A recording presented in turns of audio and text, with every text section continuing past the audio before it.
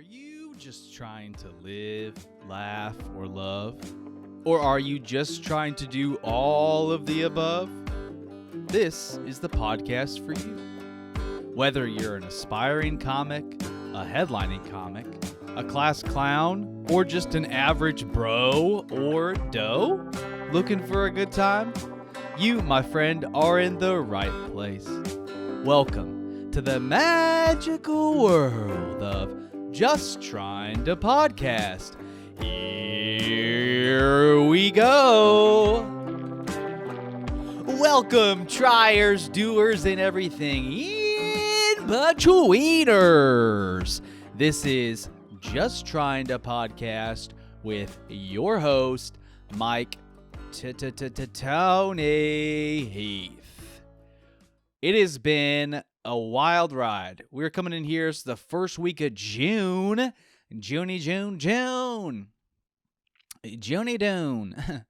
Been reading Dune. I've been doing some comedy. I went to Canada and I changed the brakes on one of our cars.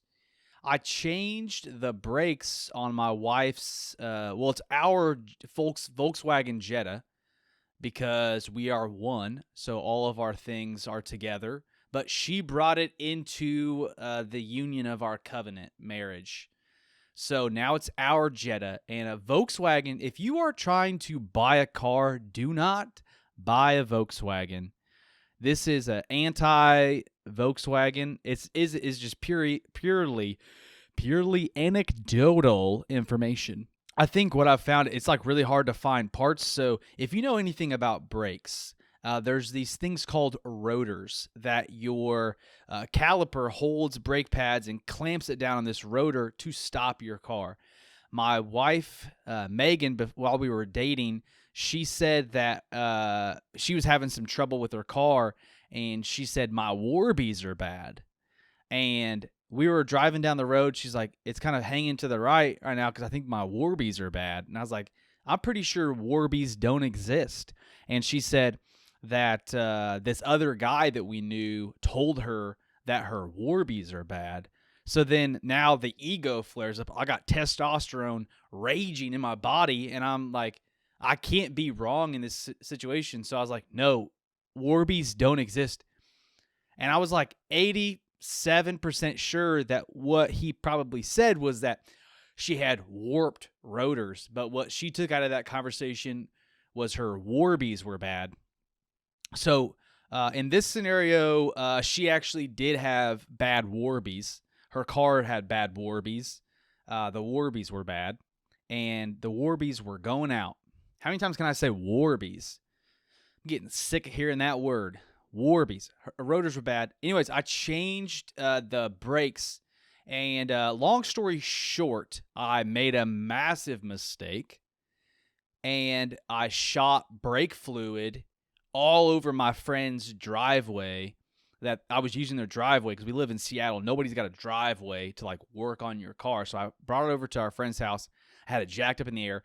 I shot brake fluid staining their driveway. So I spent like 2 hours on my hands and knees just scrubbing that concrete, taking some kitty litter and oven cleaner and a brush and just so that's what I've been up to. I've been changing brakes. If you need your brakes changed, I'm certified in this activity now, so I can help you if you're here in Seattle. I've been to Canada recently. Me and my wife, I think it was like earlier in May, like the middle of May, we went up to Canada. And as we were driving up there, I wasn't like talking to her about it, but I was thinking that Canadians drive on the left side of the road. Like in my mind, like they're just like a British people. Like we were going to British Columbia. We were going to Vancouver, British Columbia. So when I hear that, I know the Brits drive on the left side of the road. So I was like, these guys are going to be driving on the left side of the road. And actually, I took a nap while we were getting into Canada, I believe. And I woke up. I believe this is how it went. I woke up and to like start driving the car because Megan was driving while I was napping. I love a good car ride nap. Like you just kick back and there's one good thing about her Volkswagen Jetta, dude, that seat goes deep. I'm basically in bed in the passenger seat just snoozing. And so I was snoozing and she woke me up and everyone was driving on the right side of the road and it felt like America. I was like, where are we in Canada? Yeah, we were at this gas station in Canada and I learned at the age of 29 that Canadians drive on the right side of the road. And it just blew my mind. Like, I don't know, do you think right now, or have you ever thought that Canadians drive on the left side of the road? Like, I learned this pretty recently as an adult who lives in the Pacific Northwest of America, which is like pretty close to Canada. But so I was like, where did I get this from? Is like it just the British, or is this rooted in history? So here's what I learned: is that actually in 1924, Canada, Poland, and Spain switched to the right-hand side of the road. And in 1928, Brazil and Portugal did the same. So all these 5 countries did drive on the left side of the road.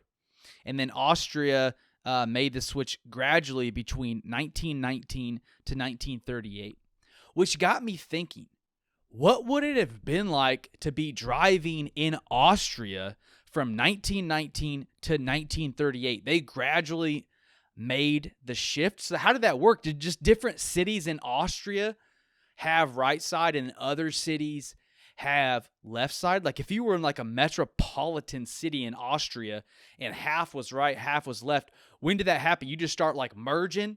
Like how many accidents happened? I was just trying to think the chaos that would ensue is if you were in one city in Austria driving, you're visiting Austria in 1919, 1938. Did they even have airplanes? Did people travel commercially via the airplane in that time period? I feel like I know so little about the history of the world. I took that class in high school, and I feel like I paid attention, but just nothing really stuck. No shame on my teachers. I think they did a good job. They did the best they could with what they had, and they had the resources of a small school in the middle of Missouri. So, tough, right? So anyways, these 6 countries, have made the shift, I guess. But yeah, what would it have been like in Austria? Just how crazy that must have been to be driving in that time period. And other weird stuff that I learned about in like driving in Canada was I had these flashing green lights. We have like flashing red lights. It's like kind of a stop and go situation. I've never seen a flashing green light in the United States of America. But what I was guessing was that it was like these intersections that only half of us, two is a 4-way intersection. 2 of the ways had a stoplight, and the other sides had stop signs. So that was my best guess. I haven't looked it up. But do you know what the flashing green lights on a traffic light in Canada mean? So we headed up to Canada to go to this concert of Dermot Kennedy. Dermot Kennedy, he's I don't know. I think he's actually an Irish. He's an Irish artist, kind of singer, songwriter. Meg, my wife, loves Dermot. So we were going to go to the show in Portland or in Seattle, actually, or Portland, but we had this work trip that conflicted it. So we actually decided to go up to Vancouver so we could catch one of his shows because he was doing this big tour in America. I think this is like his first American show, or like, North American show, I should say. And it was a fun show, like I'll say that. But like one thing that like the coolest experience for me personally, because I'm not like the biggest fan of his music. Like I hear it a lot, like in the car, around the house. Like I can vibe with it. Like we're vibing, I think, when we listen to it. But it's not. He's not my favorite artist.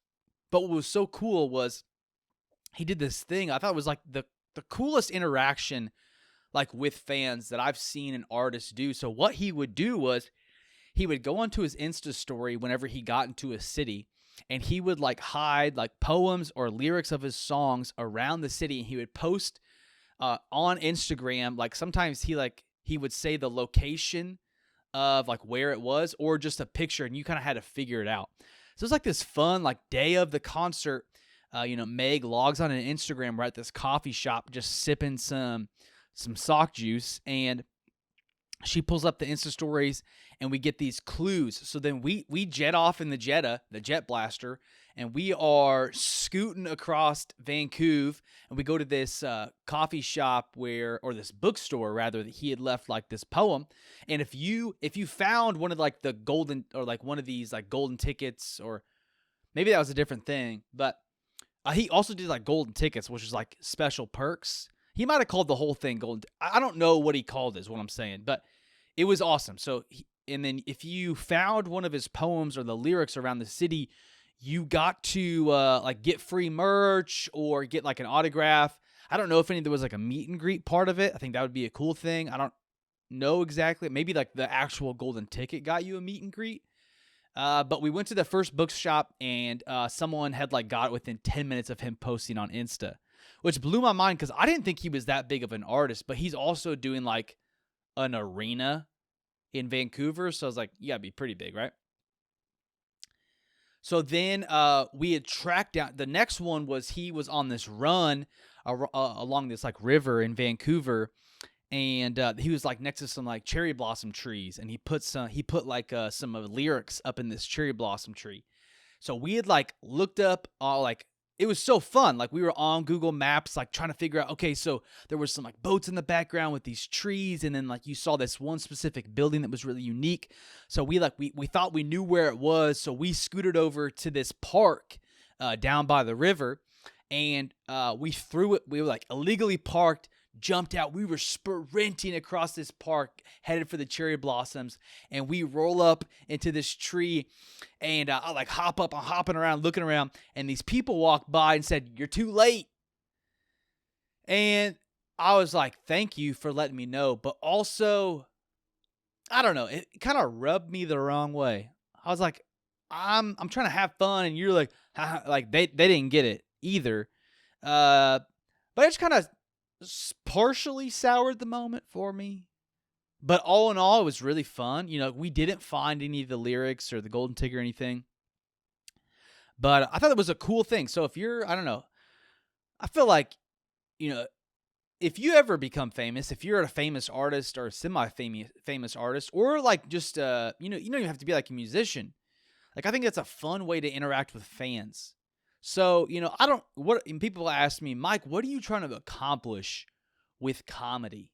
Like, what are you trying to do with it? Well, I'm just trying to do comedy. Like, I'm just trying to podcast. I don't know where it's headed. I may quit tomorrow.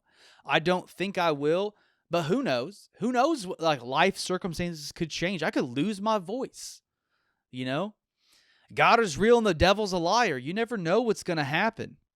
Oh, what I was saying. So, like, if I ever get to the point, where I have like an actual fan base, like, I'm gonna do that. I don't think necessarily that I'll get to that point, but you never know. I definitely am not at the level. I'm only 6 months in. Wait, so October, November, December, January, February, March, April, May. So I'm actually coming up on like 9 months of comedy. Also, have you ever counted the months and not used your fingers to count?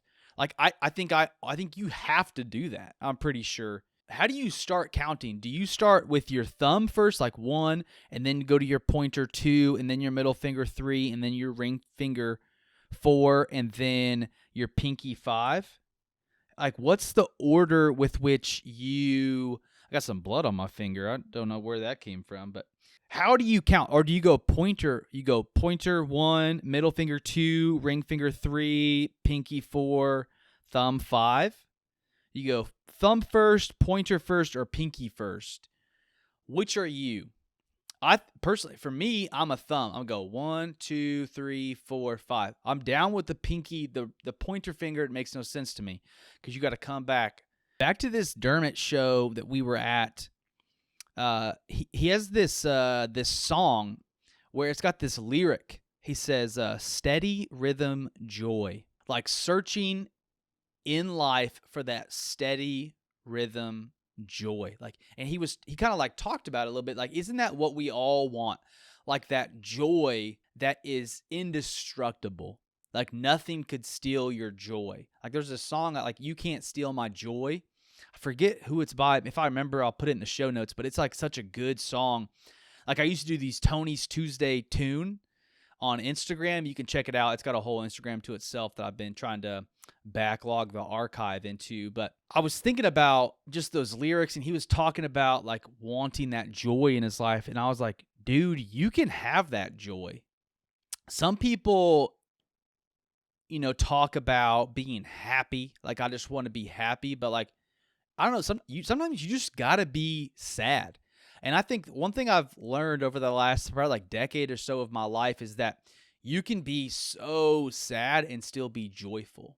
Like you can be crushed but not struck down. You can be in despair but not be destroyed internally, because there is actually a way in your inner life to have a joy that whatever you are going through with life, you are joyful. Like you can rejoice in something beyond your circumstances. Now, for me, I am convinced beyond a shadow of doubt that joy is found through faith in Jesus. Like that there is really nothing that can take that joy away from me. Like, I think you go back to the early church, and these people were being just persecuted, like killed for their faith in Jesus, and just like losing their property, their livelihoods.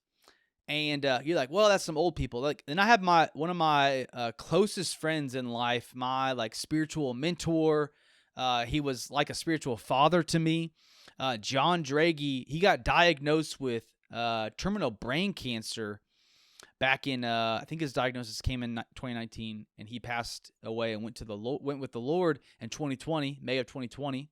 Rest in peace, Draghi. But I got to watch this man like walk through having cancer, and like, he was in his 50s, so like he had a lot of life ahead of him. He was like a very healthy guy. Like dude had just run like an Ironman triathlon, and like now, like all of like the dreams in life that he was hoping to have, like he was grieving those things, yet he had joy in the Lord. That you can experience the fullness of the presence of God, the creator of the cosmos in your life right now, today, in 2023. You can experience that now and for eternity through faith in Jesus. Like, so, when he was talking about this steady rhythm joy, like just trying to find that, and I don't remember where he said like he is finding that personally, but I was like, man, like we do really all want that. Like for Dermot, like he doesn't find that in Jesus. He has this song like kind of lamenting and like hungering after this kind of joy. It's like, you can have that. Like you can have that, Dermot. Like anybody listening to this podcast right now, if you've stuck around, like you can have that. Like Jesus, man, he is the most inclusive person to have ever lived the world. Like now that's probably a pretty divisive thing to say here in Seattle, Washington, but truly was like, and like, come to me, all who are heavy, heavy burden. Like if you feel heavy, like Jesus says, come to me. If they're brokenhearted, come to me. If you've got tons of shame where no one else accepts you, Jesus says, come to me. And you will have life. That the thief comes, the devil. He has come to steal, kill, and destroy your life. I was just talking to my friend. The next episode, I actually recorded a podcast with my friend Rob, a fellow comedian here in Seattle. And we were talking about demons a little bit. He experienced some demon stuff in his life. And I was like, whoa, dude, that's crazy. Now, like all that stuff is real. Like that there are like unseen things going on around us. Like there are dark forces at work. And, man, despite all that, like Jesus is bigger than all that. And so, yeah, that's pretty fun. I'm just thinking about, man, I got that steady rhythm joy. You know what I'm talking about? And that's, to kind of segue into like what I've been doing in comedy is like, I feel like I've experienced, like I'm having a ton of fun doing comedy, about 9-ish months in, 8-9 months in to comedy. I think that's right. I've like really hitting the mic scene. And I don't feel like it takes a long time to get good at comedy. And I've had some disappointing things happen recently. Like I got my second audition at Laughs Comedy Club here in Seattle, and full vulnerability, like I didn't pass. And what passing means is like you can go back and you can work that club now. My second go around, I didn't get passed. I will say my feedback was significantly better than the first time. Like I still just got to work on clarity in my jokes and kind of tighten them up. There's a lot of like baggage, like extra wordage. It kind of becomes unclear. And just bringing more clarity to my jokes is what I needed to work on. So, maybe third time's a charm. I signed back up. I don't have it booked yet, but I'm hoping to go back to Laughs, trying to get past there, keep working on my craft. But like that was really disappointing. Like I got off stage and I was like, I feel like that's some of the best comedy that I've done. And I think even since I did that audition, I've like kind of fine-tuned those jokes even a little bit more. So I feel better about them today than I did when I auditioned, 2.5 weeks ago. Yeah, I still felt like, and that was like my best set, maybe not ever, but in a long time. And like it was really humbling, to not get past. I think like I grieved, losing that afterwards that night, but that steady rhythm joy getting me through. This last Sunday I had an audition at Club Comedy Seattle. They do it a little bit differently. There's not a pass-fail system there, so you audition and then you kind of, you go through the whole booking process and maybe you get booked or maybe you come back for another audition. I felt good about it. I got to do 10 minutes there, which I think just getting to do 10 minutes is like hard. If you're just starting out in comedy, like you're mostly doing like bar open mics. Maybe if a club in your city has an open mic, you get to do time there, but it's usually like 3 to 5 minutes. So getting 10 minutes to work with is just like a great opportunity. So I was just thankful for that. But I've been trying to learn a lot about comedy. I've been trying to write every day. I was so good. Like the first 2 weeks of May, I wrote for like at least 10 minutes every day. Either I was like rewriting a joke or writing a new joke, just working it.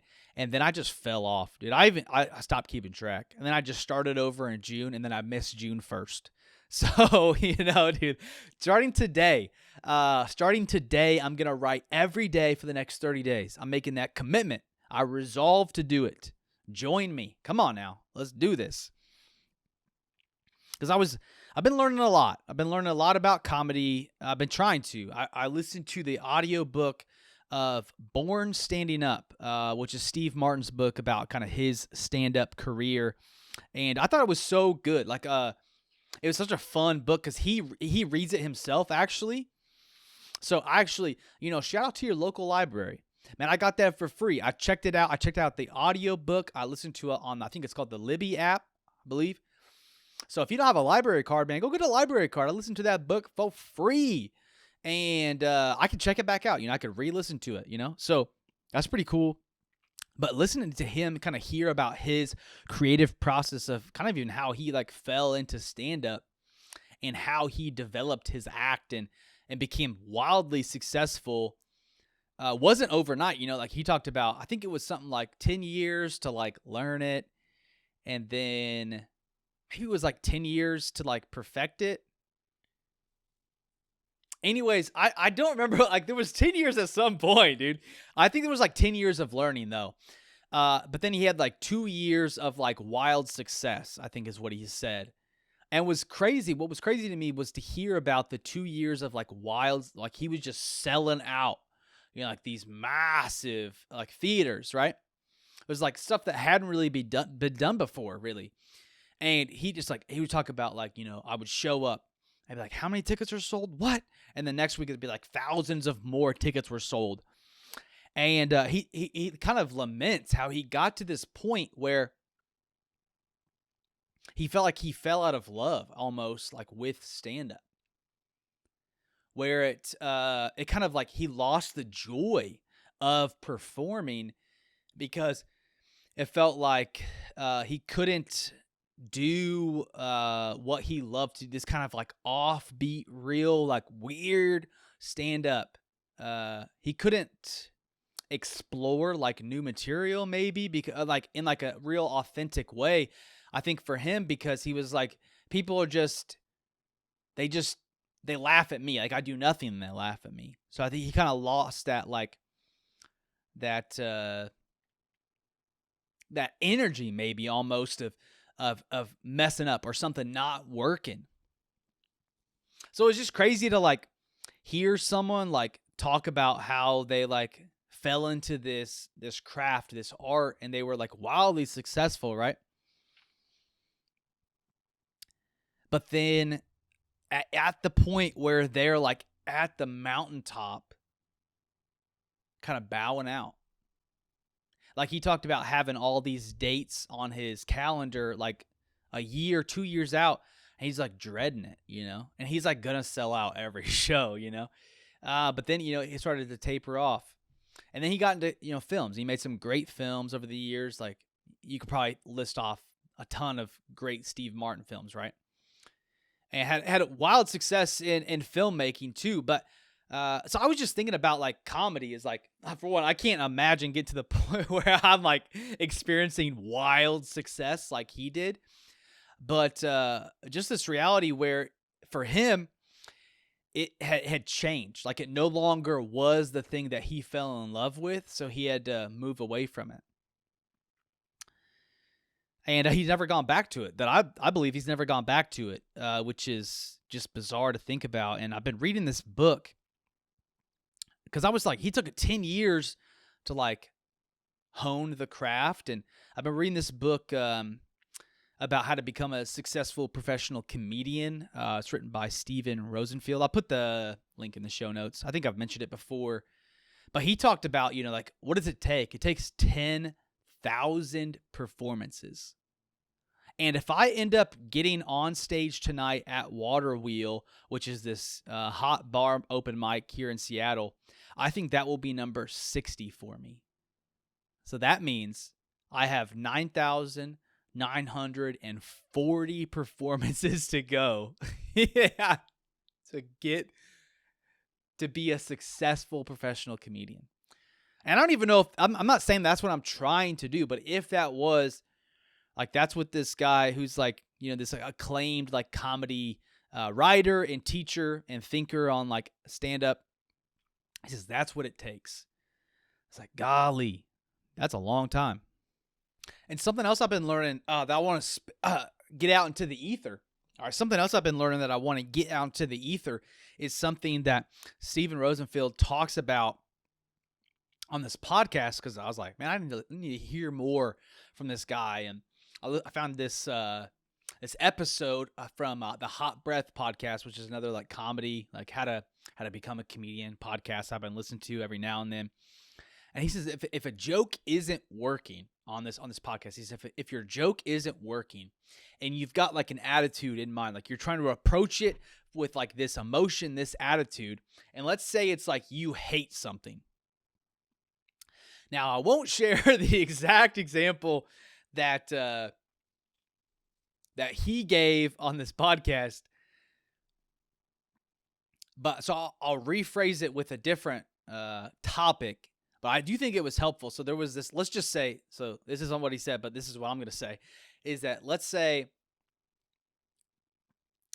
Okay. So baristas at a third wave specialty coffee shop that do those pour over coffees. He's let's say the joke was about I hate baristas who only make pour over, coffee shops that only have, let's do that. Let's do coffee shops that only have pour over coffees, because I'm going to order a coffee and it's going to take me 5 minutes. And this guy with a man bun is going to sit there, twirl with the water. He'll bloom it and wait 30 seconds. And he'll twirl and he'll let it all drain out to get me a little 8-ounce cup of coffee that cost me $7.69. All I want is just some black coffee. Just push the button on the filter coffee and let it drip out, And let's just say that wasn't working. So like this example that this guy that Steven was trying to help this comedy writer was like writing this joke about something that he hated and it like wasn't working, right? For whatever reason, he was like, I hate blank, and it wasn't working. He got a riff about it. So what Steven did is say, try the exact opposite attitude. So if you hate something, what would be the opposite of that? For him, it was admiring. So whenever he flipped it from hating, from that, like the attitude of hating something and like this anger, this like emotion, he flipped it to admiration. So then you come at it from like, dude, I have the highest admiration for those baristas at these coffee shops that only do pour overs. I could never work at a job where for every cup of coffee I have to make, it's going to take me 5 to 6 minutes. I cannot imagine the patience required to do that for every Joe that walks into my coffee shop looking for a cup of Joe, whatever it is. I'm just riffing right now. When he flipped that attitude, that's what made the joke work. So this is advice to comics right now. Here's some advice to comics. If you've got a joke, identify what's the attitude that you're coming at. Are you saying like, man, this is hard, dude. This is tough. I can't do that. I can't believe this is impossible to do. Or is it like, man, this is weird. This is bonkersville. Or like, man, this is scary. This is terrifying. Or like, this is so stupid. I can't believe this is so dumb. Whatever your emotion is, try the opposite of that. So if you hate something, maybe you admire it. If you love it, maybe you can't stand it. Try that different, the exact opposite attitude, and like that will work. And I was like, man, that's really good. So I've been trying to think through like the jokes that I like maybe love, or it's like a B or a C joke. It's not quite an A joke yet. And just trying to think, man, can I flip the attitude on this, and would that work better? So let me know, drop in the comments. Maybe there's a topic that you're working on that you could try. Like if maybe you're wondering, what is the exact opposite attitude of this? Let's chat. Let's deliberate. Email me at miketonyheath@gmail.com. Send in any request of maybe podcast guests that you'd like to see on, or just topics to talk about, or just let me know what you're thinking about the podcast. Hit me up. One other thing that Stephen talked about in his podcast that I thought was so interesting, because this is so Steve Martin in his book, Born Standing Up, said, he gave himself a time limit. He says, if I don't make it by like 30, I think was his time, like I'm going to quit. Like he'd just been doing it for like 10 years. He's like, if I'm not able to live off comedy by 30, I'm done. I'm just going to go find a new job. I'm going to make it work doing something else. And like, he made it, but he gave himself this time crunch. And what Steven came at it, and he says, like, if you got your ambition, your goal for comedy, don't give yourself a time limit to achieve that goal. Just commit to it. I thought that was profound. Like a profoundly different perspective. Now, I'm not saying Steve was giving advice to comics saying like, give yourself a time limit, and if you don't make it by 30, by 35, by 40, you got to go find a new career. Because everyone's life situation is different. Like, if you're married and kids, like you probably can't quit your day job and just try to become a full-time comic, like unless you're like pretty successful, right? Because you got responsibilities in life. So he wasn't saying that. Like there was no advice given there from Steve Martin, but I thought it was just a different perspective. It's like, just keep grinding. Like don't give up on your dreams. Just do it. Kind of real Shia LaBeouf energy going. And got me thinking, like, who are you most afraid to tickle in your circle of friends? Like, is there somebody, if you just tickle them right now, like you're at a barbecue with them and you're just like, hey man, tickle, and like you'd be terrified to do it. Like I'm not saying go do that. Like I gave up giving advice back in 2015. Someone said, it's not good to give advice because if your advice goes wrong, people will blame you. So I've just stopped giving advice. So I'm not saying to go tickle that friend, but like if that's your dream, don't give yourself a time limit to do it. Because I think sometimes things, things take a long time to cook. Some things to develop. It's like life's like a little stew. You're kind of throwing stuff in, and it's like not quite right yet. The stew just doesn't have that, that real popper. That real that flavor that you're looking for. So you just keep throwing stuff into the stew. I've actually, like if you're making like a soup or a stew, I don't know what the difference is between a soup or a stew, but you're just throwing stuff in, and it takes a while to develop this recipe of the soup. Like that's what life is. But I have been thinking about this because I just recently went to go see the film The Machine. Now, it's definitely like pretty raunchy at times. It can be even gory. Like for sure, go read the parent's guide on IMDb for the film. Make sure you'll feel comfortable watching it. I'm not giving you advice. I'm not telling you to go watch it. For this film, like I was blown away. So if you don't know the story behind this film, so Bert Kreischer is a comedian, and I believe it was in 2011 he shared this story about the Machine story, about him going to Russia on a school field trip and getting caught up in like the Russian mob or mafia. I don't know what the difference between those two things are, and how he like earned the respect of the mafia and got in, ended up robbing his friends, robbing a train. A wild story. So he told this story on the Joe Rogan podcast back in 2011, and Joe told Bert, you need to write, like this needs to be a joke. You got to tell this from stage. So Bert went on to do that, tell that joke. He became wildly successful. This became like his most well-known joke by far. Maybe one of the most well-known jokes in like the last decade of comedy. I think that arguably so. And, it's 10-ish years later, and now they are making a feature film about this joke where he stars in his own movie about his own joke from his own life experience. And I was listening to Bert talk about whenever he watched like an early like showing of the film as they were still working on editing, and he was in like the front row of this theater with people like kind of giving their creative feedback into the current version of the film, and he was just crying, like as the film started. Because I was just thinking about for him as like, yeah, if you are chasing something in life, like you're working towards a goal, and like the satisfaction of like, dude, I had this experience. I was on this podcast. I told this story. I wrote a joke about it. I'm experiencing a lot of success over this decade, and now it's like a whole film,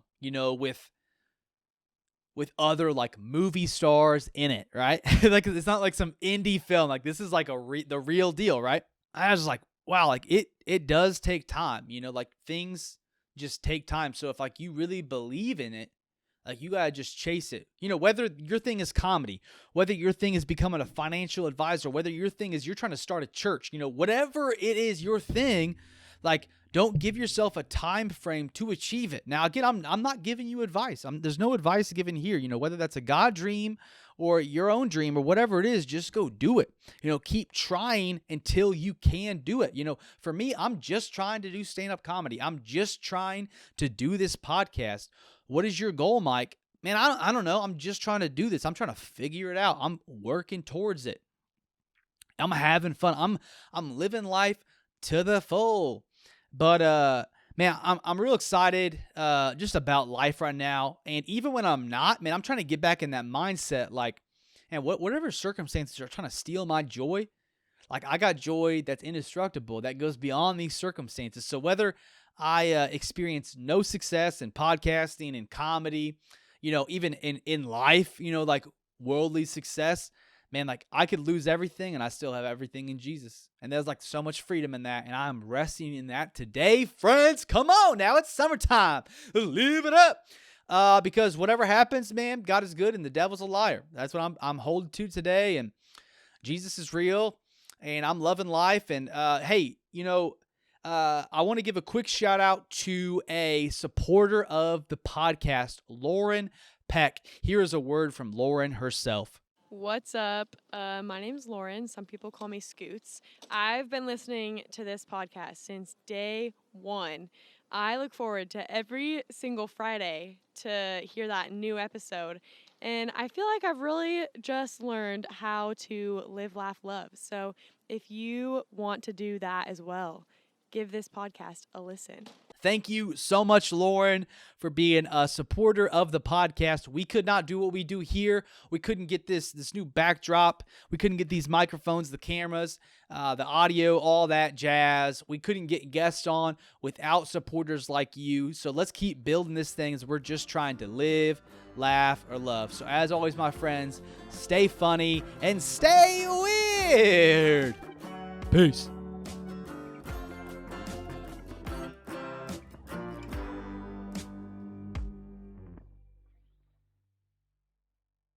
Great shot.